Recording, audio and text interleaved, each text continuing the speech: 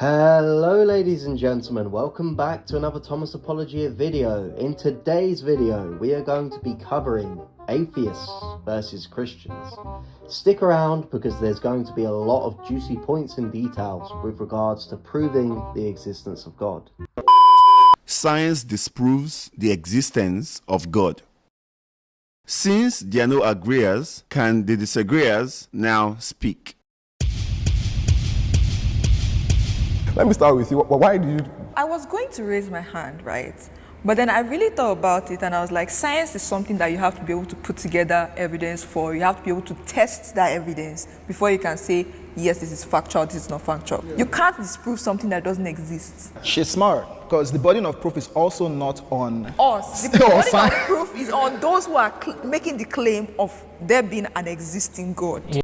So straight away, the lady who is an atheist makes two claims. The first is that you can't disprove something that doesn't exist, and the second is that only theists have the burden of proof. The first claim is wrong because by showing contrary evidence, or showing that a concept entails a contradiction, you can prove a thing does not exist. For example, I can show that a married bachelor does not exist, as the very concept breaks the law of non-contradiction. And furthermore, I can show that there was no Muslim president of the United States in the year 1790, by showing you that the president at that current time, George Washington, was actually a Christian. And with regards to the second point, theists are not the only ones with a burden of proof, as they are not the only ones making a claim. Atheism, meaning negation, and theism, meaning one who believes in God, means someone who denies the existence of any gods, and thus the atheist is making the claim that no gods exist. As atheism is not just a lack of belief, both atheists and theists have a burden of proof. Consider this clip from atheist professor Graham Oppie. Properly, we should define theism as the view that there's at least one God, and atheism is the view that there are no gods, and monotheism then as the view there's exactly one God, and we call that one God with a capital G. Atheists then are people who believe that there are no gods. Yeah, and this is a very, very big thing for me. I think this is the major reason why I am atheist. There is no proof for the existence of God, and I do not think science needs to prove that God exists. I mean, if science needed to prove that God exists, then science also needs to prove that there's an invisible elephant right beside me here. Science needs to prove that there are flying pigs in this room and we just can't see them. It's up to anyone who makes that claim that God exists. You're the one. And you don't just have to prove God. There's also Satan, angels, principalities, demons, all of that. Yeah, it's a lot. Science in the context used here is in reference to the empirical study of the natural world. But God, who is a higher order cause, is not part of the natural order and therefore lies outside of the evidential scope of the scientific method. The error here is thinking that science is the only measure of evidence for a thing. When a theist gives proof for the existence of God, it's going to be philosophical and not scientific, such as the argument from motion. The argument from deente, etc. are philosophical arguments. The view of scientism states that things can only be proven using the scientific method, but such a view is clearly circular and self-defeating, as the very scientific method itself cannot be proven scientifically. So when the atheist says that just as science doesn't need to prove there is a flying unicorn, it doesn't need to prove God exists, such a point is irrelevant since the theist's proof of God is philosophical and not a scientific proof.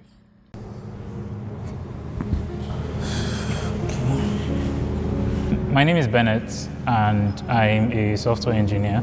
I became an atheist in 2019. That was the first time I said to myself that I'm an atheist. What led me there was the fact that I started trying to ask questions about the nature of God. I started trying to understand God for myself. So up until that point, I was Christian. I think it was just adulthood. I think based on my education, based on my experience in life, I couldn't sit with the fact that I didn't understand the God I was worshiping. So I tried to understand him. That was what led me down the path of then trying to question, does he actually even exist? And that's how I ended up here. Whether we like it or not, God exists. He is alive, he speaks to us, He ministers to us. He does literally everything for us. There's what we call the inner witness. If you are not born again, you cannot have that inner witness that God truly exists. I have that inner witness within me. If anybody can disprove that, that is their business. The scripture says, Psalm 14 and verse 1, also in Psalm 53 and verse 1, the Bible says it is only a fool that will say God does not exist. Sir, therein lies the problem. We're not talking about the validity of our faith as regarding scripture. We're talking about if science disproves God or not. So us even referring to scriptures right now is not even going to help the matter.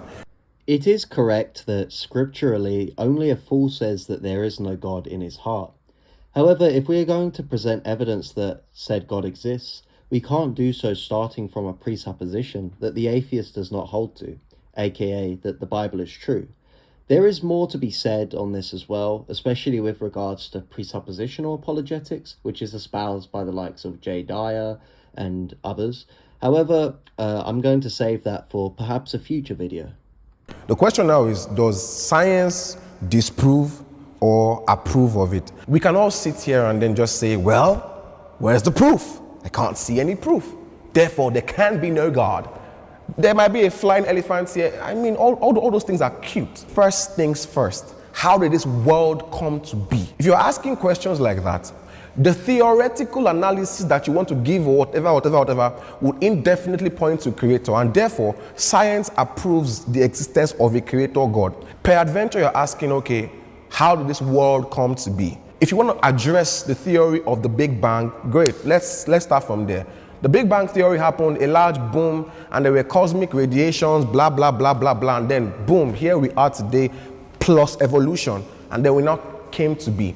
The question now is, according to the principle of causality, which is also a scientific principle, for anything that begins to exist, there must be a cause. Now, that cause in itself must be uncaused. The world is so precise. If you move the gravitational pull by an inch, oxygen would cease to exist on the earth. Everything is so precise in this world that it makes no sense for the Big Bang to have created it. And then they say, oh, well, it means that the Big Bang must have happened multiple times until it created Earth. So now we have an infinite number of Big Bangs. That makes no sense because infinity is nowhere to be found in reality. And that's mathematically and logically proven by scientists. So the creation story is going to take us back to a cause that must be uncaused, must be all-powerful, must be intelligent, must be immaterial because it must exist out of the natural. And all of those things point to a creator God. How did I get here? It's true science. It seems here that the theist is attempting to start off here with a fine-tuning argument, which he then attempts to transition into a Kalam cosmological argument. For the audience, I will attempt to improve upon the arguments given by the theist here so you can have a better way of presenting these arguments to atheists. I'll word the fine-tuning argument in the following inductive syllogism. Premise 1. Fine-tuning of the universe is not expected if God does not exist. Premise 2. Fine-tuning of the universe is expected if God exists. Premise 3. The universe is finely tuned. Conclusion. Therefore, it's likely God exists. To defend premise 1 and 2, we will note that if fine-tuning is unlikely, then the chances of such a thing would go up only if there is such a cause which increases the likelihood of life being produced. But such a cause would have to have intelligence to care for life being produced. Therefore, we would have an intelligent cause of all things. Premise 3 is defended by the scientific literature on the chances of the initial constants of our universe, for example, the cosmological constant, which is the expansion rate of our universe.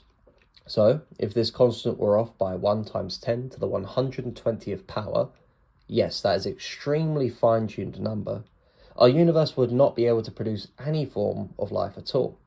The atheist may respond to this by saying perhaps we're in a multiverse and we're just in the unlikely one that did produce life. To counter this point, I'll quote philosopher Alvin Plantinga, who gives us an analogy and suggests that let's imagine we're at a poker game and the dealer of this game has dealt himself 4 aces for the last 20 hands each turn. Now, after the last hand, you and the players get up to shoot the dealer, and he suddenly says, I know it looks suspicious, but possibly there's an infinite number of universes, and we just happen to be in the one where I only deal myself aces. Now, the point of Plantinga's analogy is that if you would still think the dealer is cheating, then you should probably also think that there is some intelligence behind the fine-tuning of the universe, the same way that it's not an adequate explanation to explain the dealer's 4 aces for the last 20 hands just by positing that, well, there could possibly be a multiverse. Now, to move on to the cosmological argument, I will quote William Lane Craig's version of this. Now, guys, I'm not saying this is my favourite argument for God's existence, but this is a way to strengthen what he has said in the video. So you may say that premise 1, everything which begins to exist has a cause. Premise 2, the universe began to exist. Conclusion, therefore the universe has a cause. To defend premise 1, we have to affirm some principle of sufficient reason. But why can't something defy this principle? Why couldn't a brute contingency exist, which says that there's a contingent thing which doesn't have a sufficient explanation, it just exists for no reason? Well, the denial of the PSR would make scientific and evolutionary claims near impossible to affirm because, well, things could just happen for no reason. The denial of the PSR could also mean that anything could happen uncaused, which generally isn't observed in our universe. Like, I don't generally see tigers spawning into my room, or clouds of gas spawning over the moon the size of Manhattan coming towards the Earth at an unknown speed. We could also say that the denial of the PSR leads to skepticism. For example, you, your consciousness, and everything you know may have just spawned into existence uncaused and may fade out of existence uncaused in the next fleeting moment. Another argument you could use for the PSR is that if a PSR-defiant being has no reason for being distinct from nothing, then it is nothing and does not exist. But if a PSR-defiant being has some reason for being distinct from nothing, then it is not PSR-defiant, hence nothing is PSR-defiant. Now, in defense of premise 2, we'll use Proust's paradox of causal finitism, which is the messenger paradox. Now, it goes like this. Imagine that you have an infinite number of messengers. Messenger number 1 assigned to January 1st, 2024. Messenger number 2 assigned to January 1st, 2023. Messenger number 3 assigned to January 1st, 2022, and so on ad infinitum. Now, these messengers have a special task. They must pass on a piece of paper onto the next messenger. And if they have received a blank piece of paper, they must write their number on it. And if they have received a piece of paper with a number on it, they do not do anything and they just pass that piece of paper on. The paradox is when we ask the question, which messenger's number is wrote on the paper? We end up in a situation in which a messenger has wrote their number on the paper and yet no number is wrote on the paper. A contradiction. Let me explain. This is because for any messenger we can select in the chain, we can always say that a previous messenger could have wrote their number on the paper. And thus we end up in a situation where, well, there must have been a number wrote on that paper.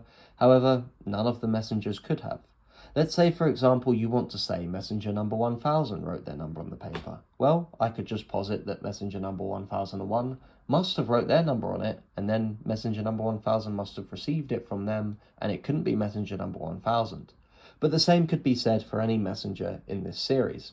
And if this argument sounds confusing, guys, just rewind this part of the video. Don't worry, it takes people some time to fully come to grips with it. But the point of this is that if causal finitism is false, then this scenario is possible. However, since this scenario is impossible, causal finitism must be true, and therefore premise 2 of this argument must also be true. Now, if the cause of the universe exists, according to William Lane Craig at least, it must be spaceless, timeless, and immaterial, as it would be the cause of all space-time and matter. And it must also be immensely powerful, because it, of course, is the cause of all things. And just like that, you can use a fine-tuning and cosmological argument which is vastly improved. And that's how you can defend the premises.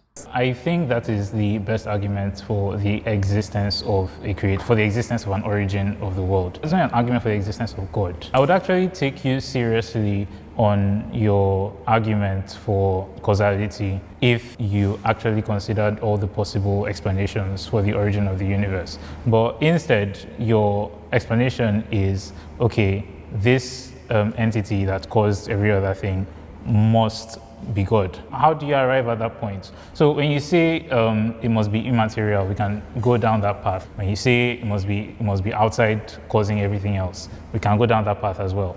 But at the end of the day, we do not know what that is. We just know that something caused whatever caused the Big Bang. So if you want to call it God, well, that's fine. But you can't then make any claims about God then being in us, about God influencing actions in the world today. You can't make it because by the very definition of there being an entity that caused everything else, you do not know anything about that entity. So the atheist's response to the theist's renditions of this argument is to basically say that, one, you can't know if this thing is God even if you do arrive at a first cause, and two, this doesn't prove that God is working in our daily lives. And he did also say some stuff about us not being able to really deduct anything to know about this first cause. Well, you can deduct something about a cause from its effects. As Aquinas says in Summa Theologiae question 2, article 2, quote, since every effect depends upon its cause, if the effect exists, the cause must pre-exist. Hence, the existence of God, insofar as it is not self-evident to us, can be demonstrated from those of his effects, which are known to us, unquote. Furthermore, to prove God exists, we don't have to prove he is spiritually present in our lives. We just have to prove that this being, God, exists. So such a point is a red herring to what we are trying to get towards in this argument. Now, the argument the theist previously gave did attempt to deduce the properties of the first cause, so if the atheist wants to deny such a first cause is God, then I'd suggest responding in a similar way to Dr. William Lane Craig in his version of the Kalam in this clip. That there's more than a tiny bit of evidence on the table. But is he saying evidence for what? Evidence for a beginning of the universe. Yes, well, we know that. Nobody disputes. All right, well, that's what I'm offering in this first argument, is the evidence. But because the beginning doesn't imply a God. It does if the first premise is true, that whatever begins to exist has a cause. It logically follows. Yeah, but the cause hasn't got to be God. Well, remember I gave an argument for thinking that this cause is timeless, spaceless, immaterial, enormously powerful, and personal. I think it's a computer. Well, that wouldn't... computers are designed by people. No, this is a self-designing computer. Timeless. Timeless. Well, that's a contradiction in terms. Why is it timeless? What's contradictory about it? A computer has to function. It takes time. No, this is a special computer. Yeah, but it has to be logically coherent. Oh, it's logically coherent? Yes, you have to be logically coherent. Oh, no, this computer is amazing. No, besides, it would have to be, as I said, a personal being. No. A computer is a physical Not this computer. Object. Oh, well, then, no. Okay, see, what you're doing is what you're calling a computer is really God. A non-physical,